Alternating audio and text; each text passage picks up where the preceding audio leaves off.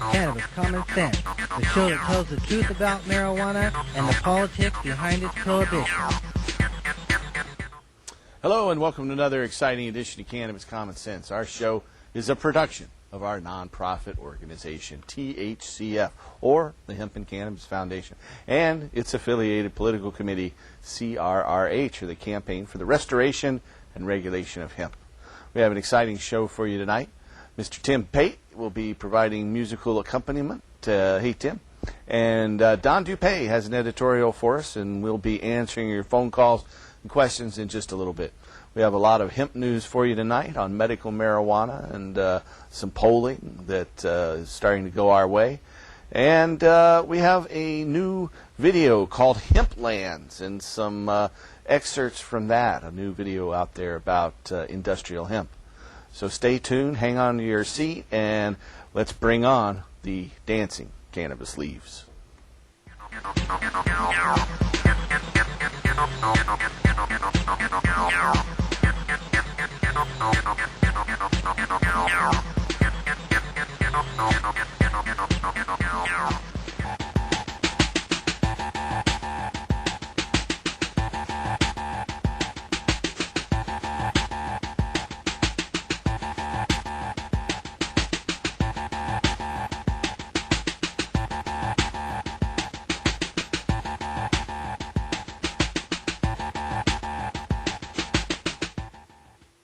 All right, our hemp news segment starts out tonight from Connecticut. Montel Williams has made an emotional plea for medical marijuana. This is from the Associated Press in Hartford, Connecticut. Syndicated television talk show host Montel Williams choked back tears Friday as he urged Connecticut lawmakers to pass a bill legalizing marijuana use for medical purposes.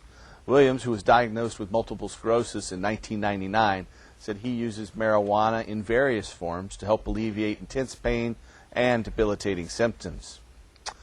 Montel Williams, a New York resident, told the Connecticut legislature, quote, "I have to pray that the local law enforcement gives me a rite of passage back to my state, because when I walk out of here, I'll smoke pot.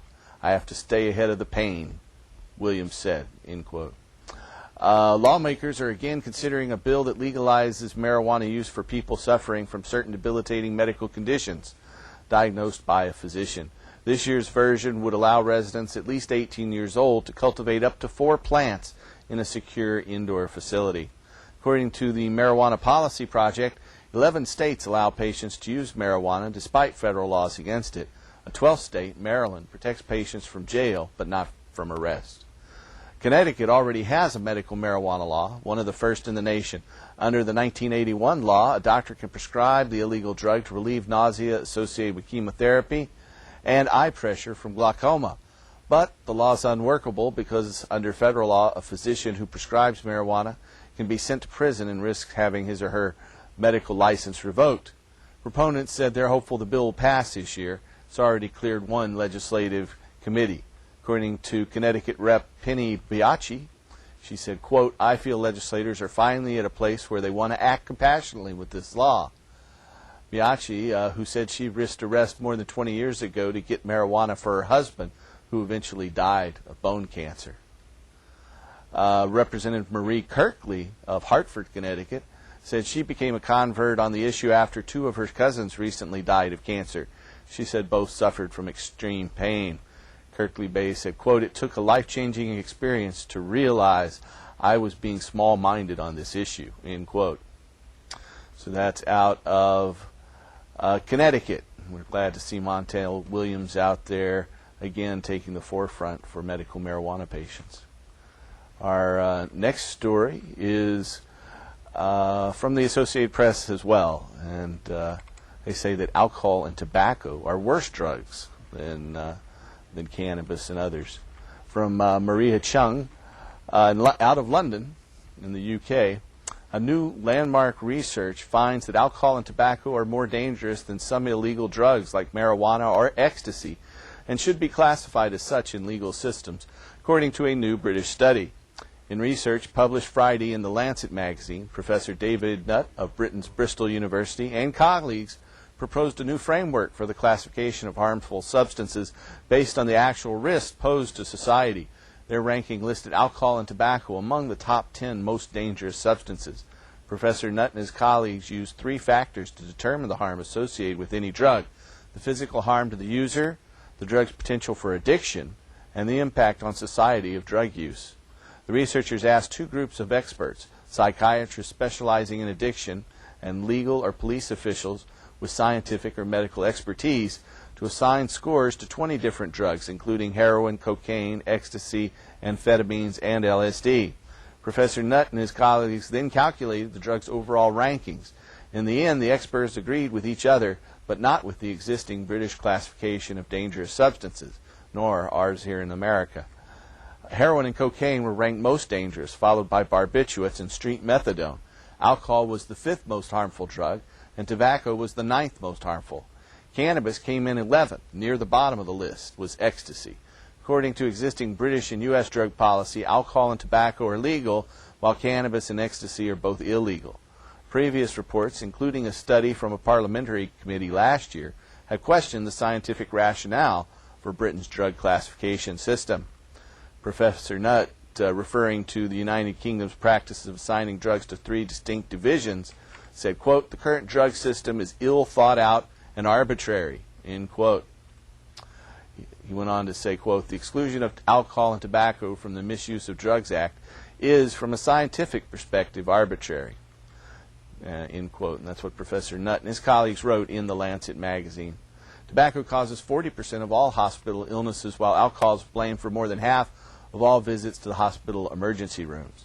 The substances also harm society in other ways, damaging families and occupying police services. Professor Nutt hopes that the research will provoke a debate within Britain, and hopefully here in the United States too, and beyond, about how drugs, including socially acceptable drugs such as alcohol, should be regulated. While different countries use different markers to classify dangerous drugs, none use a system like the one proposed by Professor Nutt's study, which he hopes could serve as a framework for international authorities. It's an article from the Associated Press, written by Maria Chung on March 23rd, today, 2007. From Washington State, by passing Initiative 692 in 1998, the medical marijuana law, Washington State voters approved the medical use of cannabis. The initiative allowed for patients suffering from a number of debilitating diseases such as cancer to have a 60-day supply of the drug as long as they had a written approval from their physicians.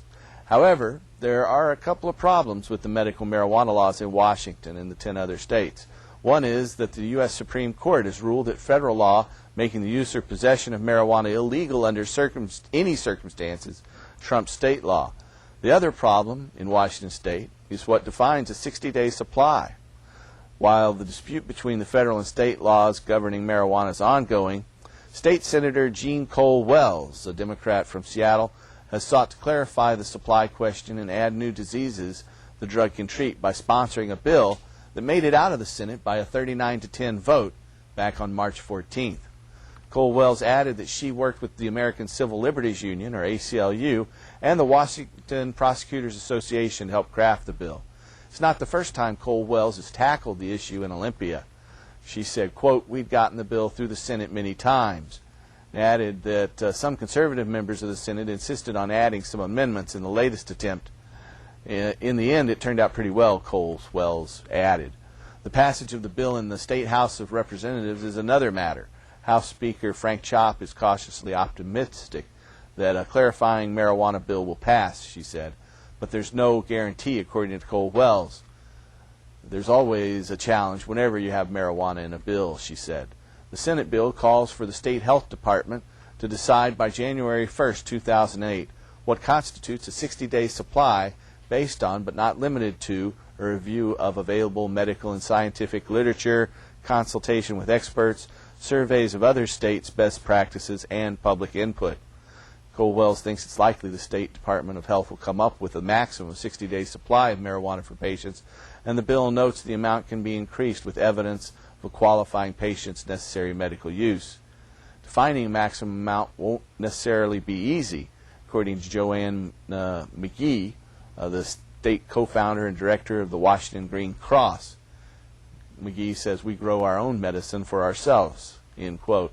But the quality of marijuana can vary greatly. Some people are better at growing it than others, and some need more of the drug to treat diseases symptoms than others. She agrees that the medical marijuana law passed by initiative needs clarification, and because some people are being arrested. So we urge our viewers out there to contact the Washington legislature, especially the House of Representatives there in Olympia right now, urge them to pass Senate Bill 6032. That's Senate Bill 6032 in Olympia. So Washington residents need to survey or contact their legislatures to get that through. A new Zogby poll says that a majority of Americans back removing criminal penalties for adult cannabis use. 35 years after the Schaefer Commission's recommendations, a slight majority of Americans support amending federal law to remove criminal penalties for the personal use of marijuana by adults, according to a national poll of 1,078 likely voters by the Zogby International Commission. 49% of the respondents, including 57% of men, said they'd support a law in Congress that would eliminate federal penalties for the personal use of marijuana by adults and allow states to adopt their own policies on marijuana, end quote. This proposal, commonly known as decriminalization, was first recommended to Congress by the U.S. National Commission on Marijuana and Drug Abuse, the Schaefer Commission, 35 years ago yesterday on March 22, 1972. 48% of those polled by Zogby said they would oppose such a law. 3% were undecided. The poll had a margin of error of plus or minus 3 percentage points. Respondents' support for marijuana law reform was strongly influenced by age and political affiliation. More than half of the Americans, or about 52%, between the ages of 30 and 64 supported decriminalizing cannabis, while only 45% of those under age 30 and 43% of seniors endorsed it. Among those who identify themselves as politically independent, 62% supported federal decriminalization legislation, as did 51% of Democrats, and only 37% of Republicans supported eliminating federal penalties for minor marijuana offenses. The respondents' opinions were also influenced by their education level and ethnicity. 53% of those polled who had obtained college degrees said they backed decriminalization, versus only 44% of those without a college diploma. A majority of European Americans are whites, about 51%, and nearly half of African Americans, 49%, said they supported decriminalization, while support among Hispanics was only 26%. The poll found little difference in attitudes among parents and non-parents on the issue. Americans' views did not vary significantly by region. And so we're seeing a sea change in support for marijuana prohibition. Once again, this is the 35th anniversary of the Schaefer Commission. The Congressional Commission determined that the criminal law is too harsh a tool to apply to cannabis. The decrim message is even more applicable today than it was 35 years ago. Recommendations to the Congress by the National Commission on Marijuana and Drug Abuse 35 years ago yesterday called for ending the criminal arrest and persecution of adults who possess or use small amounts of marijuana. And once again, they're more applicable today than they were 35 years ago. That's the end of our Hemp News segment for tonight. We're going to hear a song now from Tim Pate, and we'll be back to take your phone calls and questions in just a moment. How are you doing tonight, Tim? I'm doing good. It was I was glad to see the spring equinox this week. It means the sun is coming up a little earlier, and we're getting a little bit more each day. And yeah, just about planting season, so I figured I'd play a song called "Let's All Be Farmers." All right. All right. Let's all be farmers and save the trees, 1 acre of hemp. We save a forest, please. Let's all be farmers. Get filthy rich. Instead, we're wrecking the planet, and it's beginning to bitch on. Let's all be farmers. The fear must stop. This Equinox is the new, the old, the original. $1 billion crop, let's all be farmers. And save the seas. Oil without crude. I hear hemp oil's clean, let's all be farmers. In Exxon's rain, I can grow my own oil, thank you. And without the pain, let's all be farmers.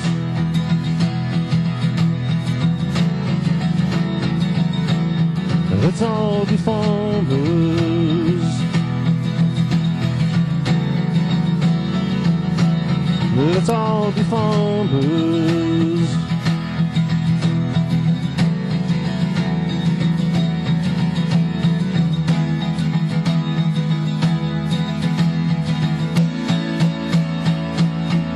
And as we watch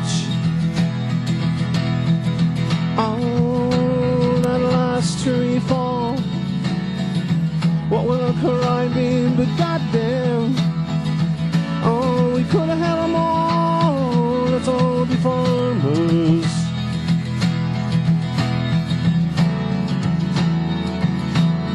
Let's all be farmers.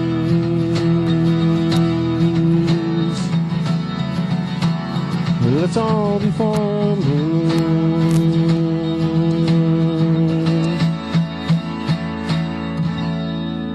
Let's all be farmers. All right, thank you. Got to see some of our crop last year there. Good. You were seeing we had some shots from the THCF medical gardens. I had to learn a long time ago how to sing with my eyes closed, because I'll get up and first note I'll start sweating like just crazy, man. And so I'm up here playing it and I can never see what's on the monitor. I just got my eyes, I do my song, and sure. But Can't they see tell much me with that these you bright have some lights. really nice stuff behind me while I'm playing. That's good to know. Yes. Indeed. Well, we are taking your phone calls tonight, so if you have a question for us, you can call that number that's there on your screen. You have to be watching on March 23rd, Friday, March 23rd, 2007. If you're not watching Friday, March 23rd, 2007, don't call this number. But if you are, you can reach us at 503-288-4448. That's 503-288-4448. And I guess we do have a call. How you doing, Don? I'm good, Paul. Good. Hey, caller, how are you? Greetings there, to everyone. Greetings, Detective Dupay. Hello. Yeah, this is Brother Johnson. Hey, You Brother know, Johnson. I'd like to make a suggestion to everyone out there that's on the medicine, I want them to apply the Johnny Appleseed technique. So if you got any seeds, whenever you're out, just drop a seed somewhere in the sand and the dirt and just let it grow. And you can tell them it's the BJT, the Brother Johnson technique. All right. Drop a seed somewhere and let it grow. I agree with that one. Huh? I agree with that one. Indeed. That'll start a movement there. What you think? Yeah. Hey, thank y'all very much. You're doing a good job. Thank you. Good idea. Thank bye-bye. you. Thanks for your call.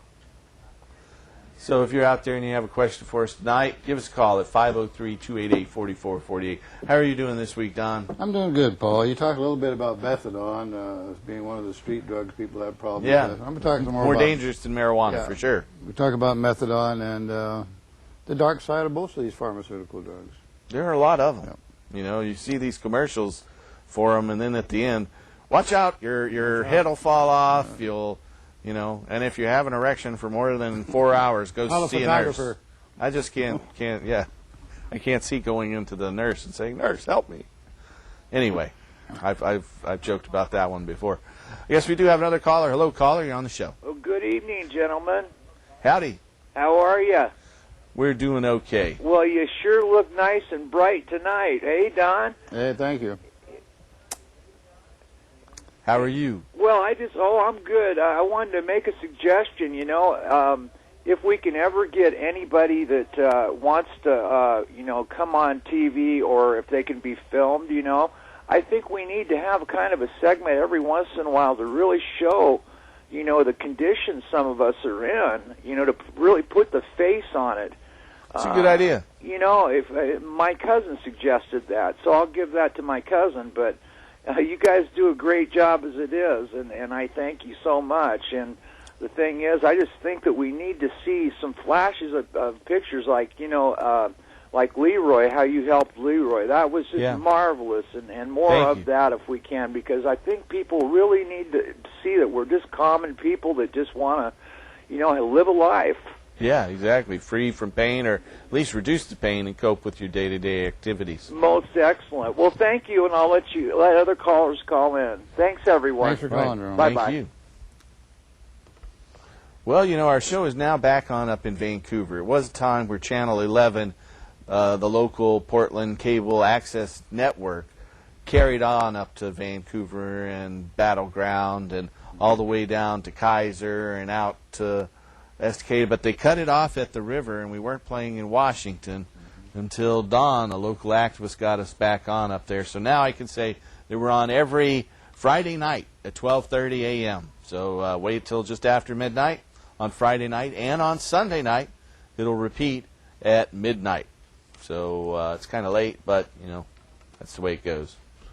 And then You're it's on sitting up with nothing to do. exactly. Watch us. It's on now 3 times a week in Salem. Now, that just started this week. I don't have the times right here to announce this week, but I had them earlier. So we're on locally a little bit more, and, of course, the show's also airing in Denver, Colorado, every Tuesday and Thursday night at 11 p.m., and in Salem. we talked about Salem, but in Seattle, it's playing Thursday nights at 10 p.m. Spokane, Wednesday nights at 6 p.m. And we'll spread out, get it into some other areas sometime soon, too. We're getting famous in Denver, too? I guess so. We keep having more people. I guess we have a caller there. Hello, caller. You're on the show. Hello. Hello. Howdy. Hey, Paul. I got a question. I got a patient that I caregive for, and for various reasons or other, I need to transfer her to another person I know, and I'm wondering how long it takes, or how quickly the state moves on that here in Oregon? Yeah, and basically how long I'm legal to, because how long I'm good to hold on for her. Well, the thing you can do is you can call the health department here in Oregon and give them advance notice that she's about to switch and that they're going to be moving the plants on such and such day. Then she can put in, by law, she has to do it within 30 days of the change or 30 days of the move. But you can make arrangements in advance and give them the paperwork right away. And that way they have knowledge of it and they keep it in their computers in case they are contacted by law enforcement. Now, the way it works here in Oregon is the health department won't give out any names or addresses, but if contacted by law enforcement, they'll say, yes, that's a legal medical marijuana grow place for X number of patients, whether it's 1, 2, 3, or 20, and they'll tell them if they are asked a name, they'll say, yes, that person has a medical marijuana permit or a caregiver permit, or that person doesn't. And so that's the way that works. Okay, so at least I have at least 30 days once it goes through. Exactly. Once you've made the change, you have up to 30 days, but you can make arrangements in advance if you want. Okay, thanks, Paul. You're welcome. Bye. Yeah, different states have different agencies that handle this. It's the health department here in Oregon and in Colorado. In Washington, there is no state agency to register with. They have to contact the doctor's office, actually. I handle a lot of those calls myself for Washington residents. Then in Nevada, it's actually the agriculture department that handles the permits. And in Hawaii, it's the narcotics police, the folks who enforce the marijuana laws and who discipline doctors who issue the the narcotics enforcement division. That's why they don't have that many cards there in Hawaii. The local folks a little bit of paranoid about it. But we do have another caller. Hello, caller. Yeah, hello, can you hear me? Yes, I hear we you. can. That dude in the back looked like a fucking hippie with the gray hair. I didn't quite hear that. It was something, some rude comment. I didn't either, and I'm glad I didn't. Maybe some of our viewers did, and I'm sorry about that, folks. We try. We do screen these calls, folks, so not everybody gets through. I have a little show and tell tonight. A couple different items here. I've got a new addition to the THCF medical antique containers. This is actually the oldest medical marijuana container I have ever seen. It came from London, and it's from the 1840s, and it looks like a gallon worth of tincture in there, and you can see dried remnants of the tincture on the inside of the bottle. It is a pretty nifty specimen of cannabis indica tincture. Now this bottle here is from the United States, from the 1880s, and that's an interesting one. This one, which is down, this is a reproduction by the British Society of Pharmacy, and it was made in 1976, another cannabis indica tincture bottle, but it's not a real one. It's a reproduction for the Society of Pharmacologists. And then this is another new addition to the collection. This is from Park Davis, and it is a quart bottle of cannabis tincture, fluid extract of American-grown cannabis from Park Davis. So that's an interesting couple new additions to the... Good stuff, Paul. It came in big bottles. Yeah, and that's, Give me a quart of tincture. Give me a gallon of tincture. I'll take it. I know our patients would as well. Then we have this nifty little thing. This was a donation by the fine folks at Pipes Palace. This is a hologram, as you can see. You can see around the bud. And the folks at Pipes Palace in Portland, out on North Lombard, donated this to us. They've also been so kind as to donate a volcano vaporizer to us in the past. This is, they celebrated their 30th anniversary last year, and they've been in business there since 1976. Wow. And we had a couple of other businesses, in addition to Pipes Palace, give us a volcano. Recently, a new one out there toward Beaverton, Puffin Palace, gave us a volcano to auction off, and we raffled that off at our New Year's Eve party. Then the folks at CannabisExpo.com also donated our first one to us back about 4.5 years ago.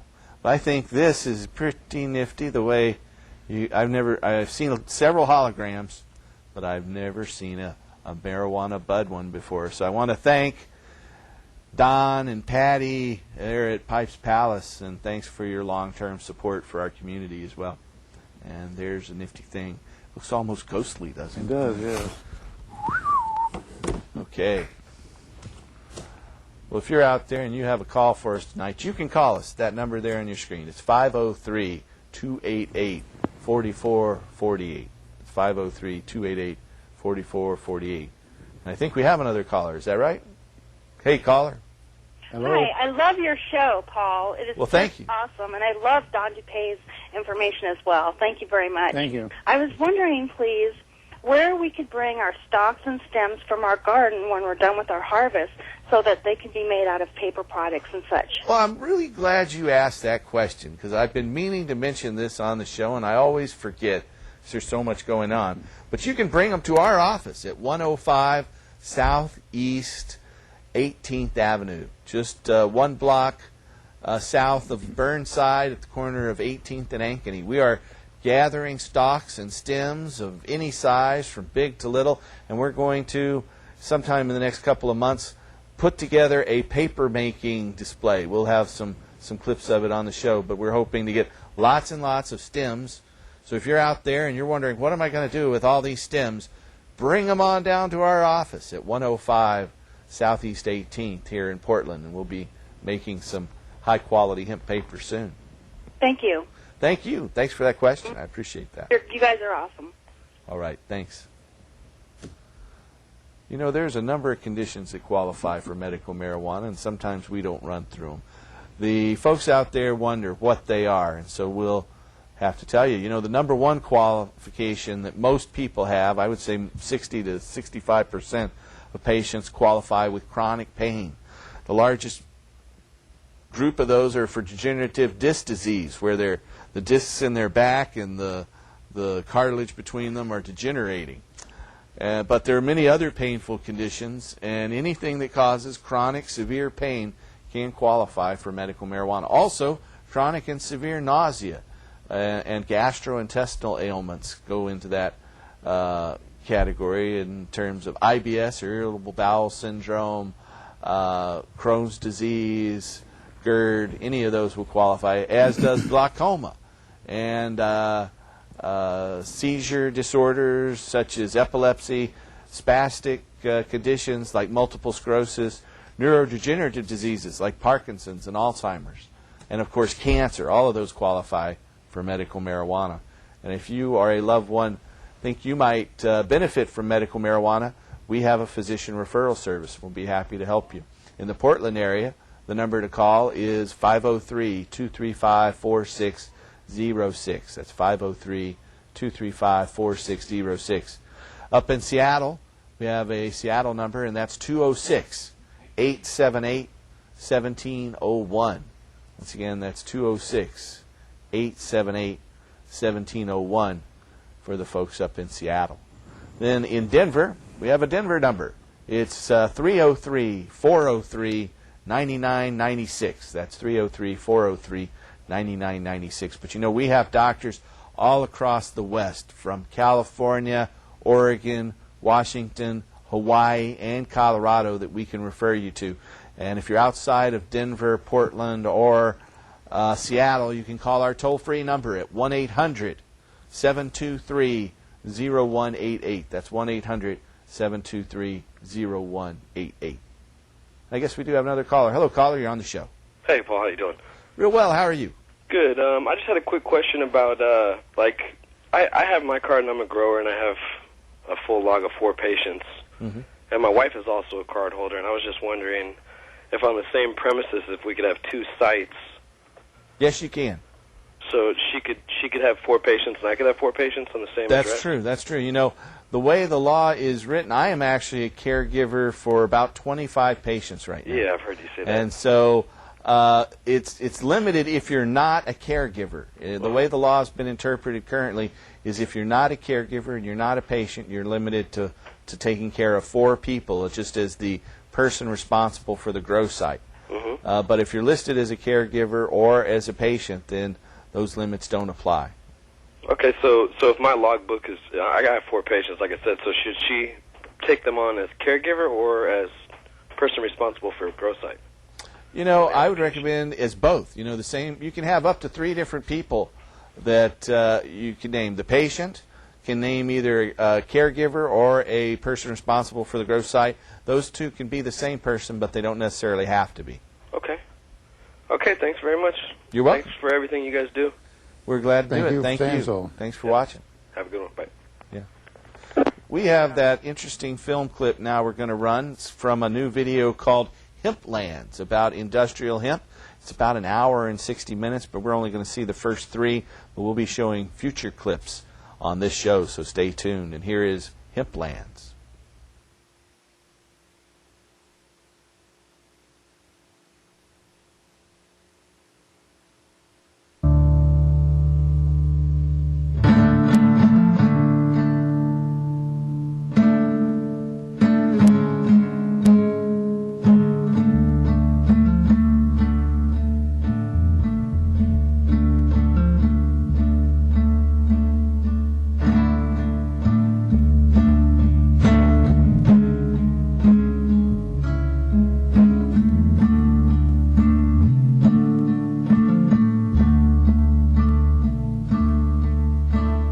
The relationship between the cannabis plant and humankind is prehistoric.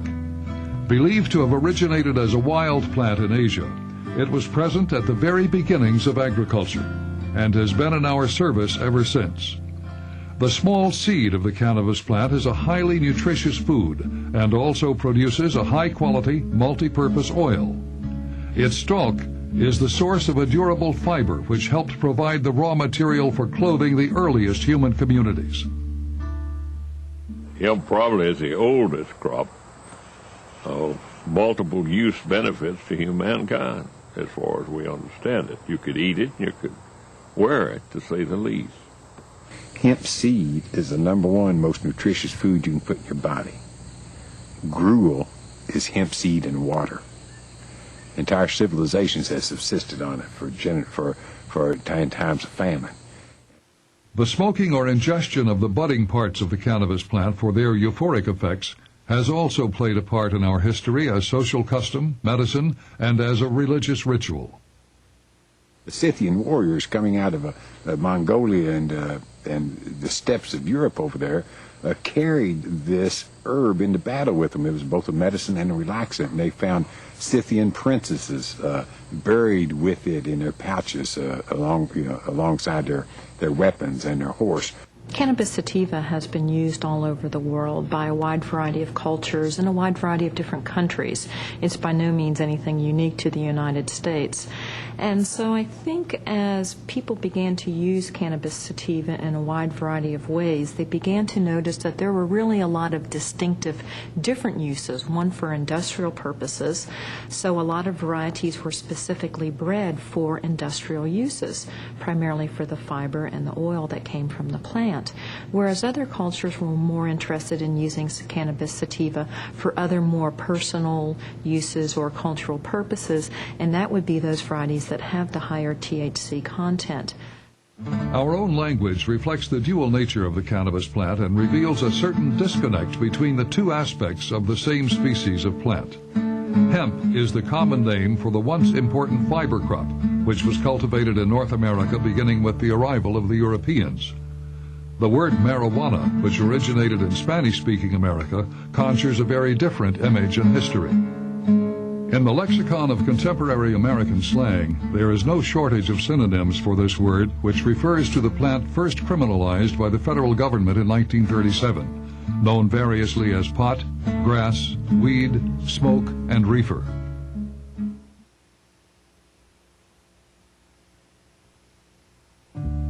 The history of hemp in America begins with the first agricultural endeavors of the colonial period.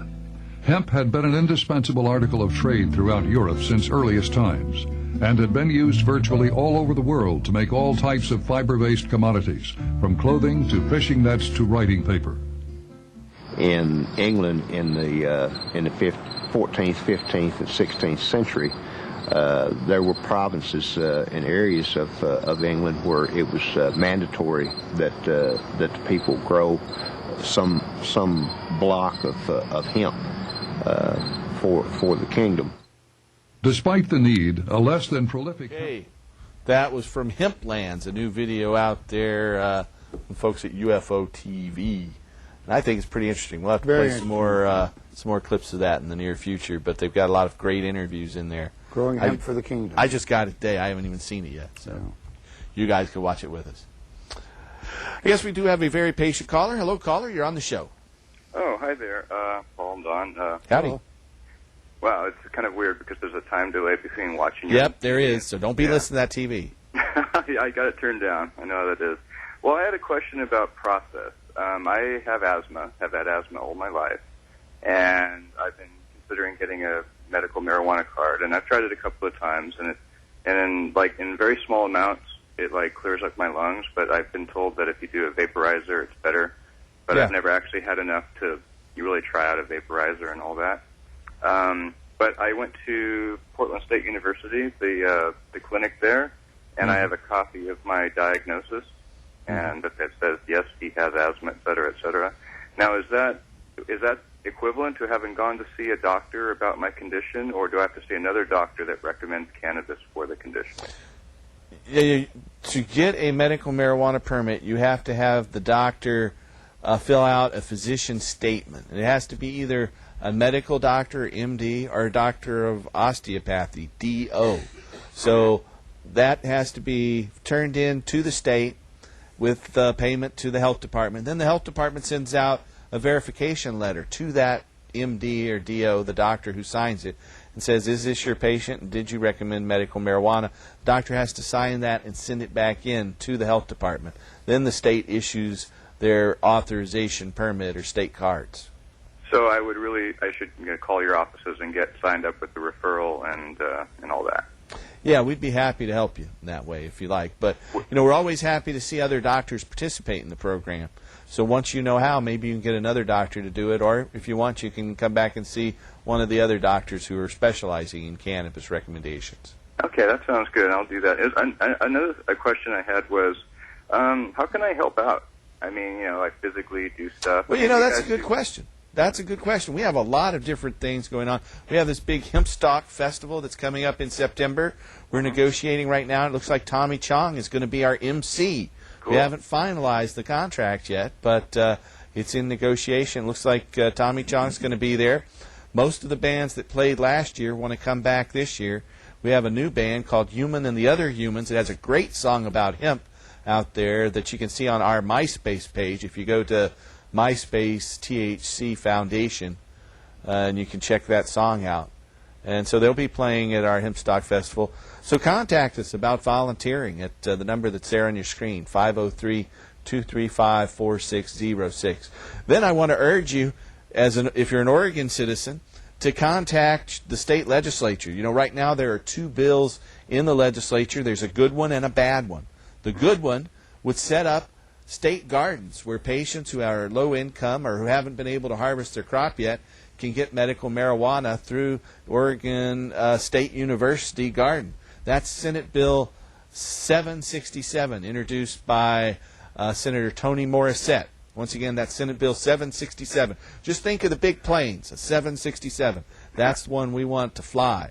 Right. And we can thank Madeline Martinez and Melody Silverwolf and others there who have helped Senator Morissette put that together and get it out. Then there's another one we want to oppose. It's actually already passed one chamber, and that's Senate Bill 465. So everyone should be contacting your state legislators if you live in Oregon and supporting 767 and opposing 465. Will do. Will All do. right. Okay. Thanks a lot. You're welcome. Okay. Bye-bye. And for our viewers who are up in Washington State, we want to urge you to contact your state reps, especially those in the State House of Representatives. Tell them to support Senate Bill 6032. Right now, especially in the smaller communities, the police just arrest medical marijuana patients and make them go into court. In some cases, they get convicted or accept a plea bargain deal, even though they have a doctor's authorization. So Senate Bill 6032 would help stop that. So we urge Washington residents to contact the State House and support Senate Bill 6032. You have an editorial for us this week, Don? It's time to talk about the pharmaceutical companies again, Paul. A while back, the Oregonian ran an article prominently about methadone. It said methadone shows its dark side. Well, those of you who are not familiar with methadone, is really is a synthetic heroin, and it's used in the treatment and maintenance of heroin addicts, and more recently, particularly by the state of Oregon, as a pain management drug. I know a lot about methadone because my life partner is a longtime methadone patient. I've written articles about methadone, and I did a 1-hour television show called Methadone, the Good, the Bad, and the Ugly. Like all pharmaceuticals, it is all of those things. This article was written about people dying from methadone overdoses, usually bought on the street. It said that 83 people died from methadone overdose in 2004. Well, it's a pain management drug. It's cheap. It costs 10 cents a pill. The state of Oregon, looking to save money on their health plan, was paying $4 or $4.50 for oxycodone. Now they're going to pay 10 cents rather than $4 for methadone. That makes sense to them. But methadone isn't exactly like oxycodone or heroin exactly either. It works slower and it works different on different people. In order to get relief, you have to take more, it seems. So people do die from drug overdose if they take it and don't know about it off the street. Methadone will make you throw up, it'll stop your heart, it'll knock you out, and that definitely is a bad side effect. I hate it when my heart stops. I hate that, yes. It's actually a good term to describe all of those pharmaceuticals because they can have deadly side effects too. Do you remember Vioxx? Do anybody remember about the phthalimide babies? Do you remember about aspirin? Aspirin, well, aspirin kills 7,000 to 10,000 people every year. Is aspirin more dangerous than heroin? I don't know. 94 people died in Oregon from heroin overdose in 2004. And here I'm purely guessing, but 94 is pretty close to 100. So if 100 people died in all 50 states, that means about 5,000 people died from heroin overdose in America. And aspirin kills 7,000 to 10,000 people a year. And we view aspirin as harmless. I'm not picking on aspirin. Of all the ways it dies at the hands of the pharma terrorists, aspirin is probably not a particular problem, and I've told you before about some of the other drugs. Ambien, the widely advertised sleeping pill, it's a copycat, the copycat drug, Lunesta, the little green butterfly that comes and puts you to sleep. Ambien has 180 side effects, from cramps and giving you bad gas to heart attacks. Now, the side effects of Ambien could be death. And I saw a commercial a while back by Merck Pharmaceuticals. The syrupy-voiced actor said, trying to convince me that Merck is truly interested in my health. These are the people that killed all these people with Vioxx. I wrote an editorial about the murderers at Merck. Tylenol is another poison advertised to control pain. It's a liver poison. If aspirin is hard on your stomach, take Tylenol, they say. Of course, they don't mention its dark side. If you're a patient with hepatitis or if you have a bad liver, don't ever take Tylenol. It's liver poison. I've said that thousands of times here. Almost all pharmaceuticals can kill you. They have a dark side, and that's what I wish the article had said. That they were picking on a particular drug that they don't know all that much about. The dark side of any pharmaceutical, though, reminds you, starts in the boardroom, where the three-piece suits are looking for the next worldwide bestseller. The next Ambien, the next Viagra, the next Vioxx. As long as they worship the god of gross profit, as long as the greenback dollar is king, there will always be a dark side to pharmaceutical drugs. If they kill a few thousand people with their poison, well, that's cost-benefit analysis. Sometimes it's murder. And that's the way I see it tonight, right down here on Hemp Street. All right. Thank you, Don. Tim, you were saying that cannabis helps your asthma, right? Exactly. I was wanting to talk at least about that one gentleman who called in with asthma, but his question wasn't about asthma, really. It was about something else. But I've had it my whole life, too, and it's a good bronchodilator, like he was expressing, and it's the best expectorant I've ever used, and the muscle relaxant abilities of it it's incredible. Without it, it really would make a difference. I lived in Lane County for 14 years, and it's one of the highest grass growing. I don't mean marijuana grass. I mean Timothy grass and all that. You know? So the grass pollen down there count is astronomical. And as long as I stayed on my cannabis, grass. I was fine. Yeah, and I'm allergic to that stuff. So that it really did make a big difference in quality of life. All right. Well, that's a good testimonial. Guess we do have a caller, though. Hello, caller. You're on the show. Yes. Good evening, gentlemen. How are you this evening? Hello. Very well. How are you? I'm great, thank you. I was wondering, Paul. First of all, I wanted to give a raspberry to the Senate for passing 465. I think that's just a demonstration of their unenlightenment. Yeah, we've got to kill that in the House. Amen. And secondly, I was wondering if you could talk a little bit about the marijuana regulations or lack thereof in Alaska. Well, yeah, in Alaska, back in 1975, the Alaskan Supreme Court ruled that marijuana was constitutionally protected under a clause there that ensures freedom to the people, and so they overturned marijuana was made legal. Possession of 4 plants and a couple ounces was made legal in 1975 in that court decision, Raven versus the state of Alaska. They said that the state constitution's protection of privacy overruled the state's attempt to prohibit cannabis. Now, that law was overturned in a citizens' initiative that was funded by Bush's first White House drug czar, William Bennett. President Bush the first, number 41, I think they call him, to differentiate him from his son, number 43. He pushed that through, and so in '89, marijuana was recriminalized. And then the prosecutors in Alaska were really careful not to appeal these convictions in trial court to the state Supreme Court. But back about 5 years ago, one made it up to the appellate court, and the appellate court ruled in favor of Raven and in favor of marijuana. And so marijuana has been legal for personal private use and personal private cultivation in Alaska over the past 5 years as well. From 75 to 89 it was legal, and then since 2002 it's been legal again. And why can't states like Oregon and others follow in that vein? Well, you know, Oregon, most states don't have a right to privacy enshrined in their Constitution. And we've looked at starting an initiative to put an explicit right to privacy in the Constitution. There is an implicit right to privacy in both the federal Constitution and the 9th and 10th Amendments, which reserve unenumerated rights to the people in the states, and in Oregon's Constitution. I think it's Section 1, Part 33, that also is like the 9th Amendment to the U.S. Constitution, says that unenumerated rights are reserved to the people. So it's a matter of getting the courts to recognize that, and it's been real difficult to do. Most of the time, if you try to argue a case to the courts about legalizing marijuana, the courts will say that's a legislative issue and you've got to go to the legislature, and so they don't want to touch that. I see.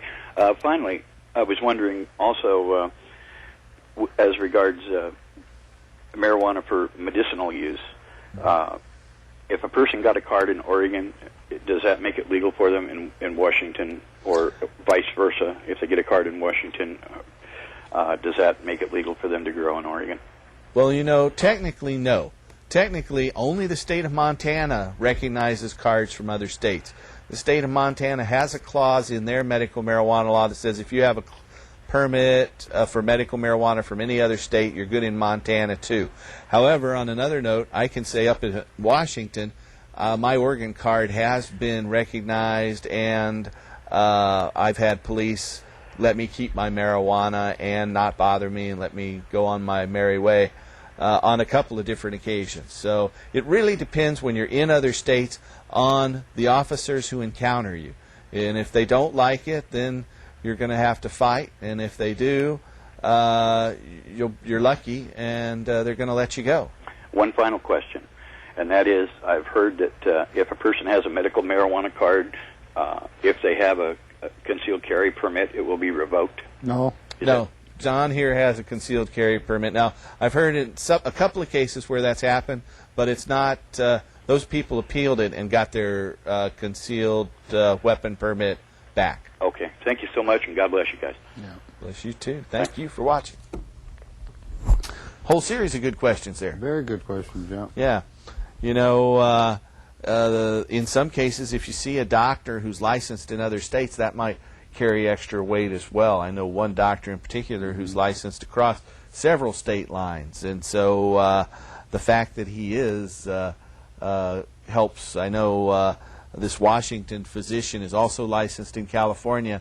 Because of that, his recommendations are recognized at a lot of the dispensaries down in California. So that helps out a bit, Makes too. sense, too. Does indeed.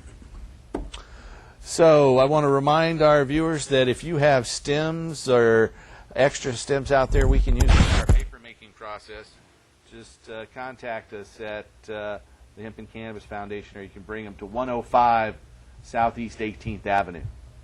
We have another caller. Hello, caller.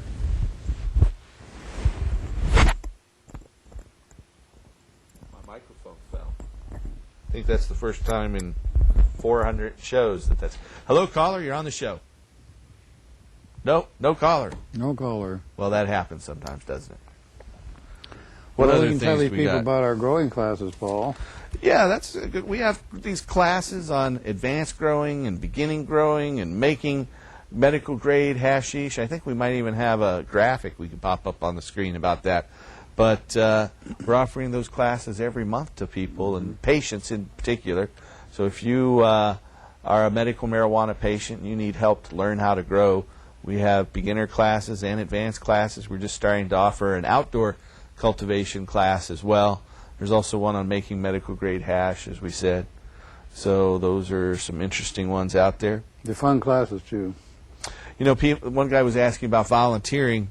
We do need someone out there who can help us at our Hemp Stock Festival with a van. Who, if you have a van and you can help move patients who are wheelchair bound at our Hemp Stock Festival in September, you want to call our office. That number there on your screen. That's 503-235-4606. Also, if you're outside of the Portland area, you might want to contact us about getting posters.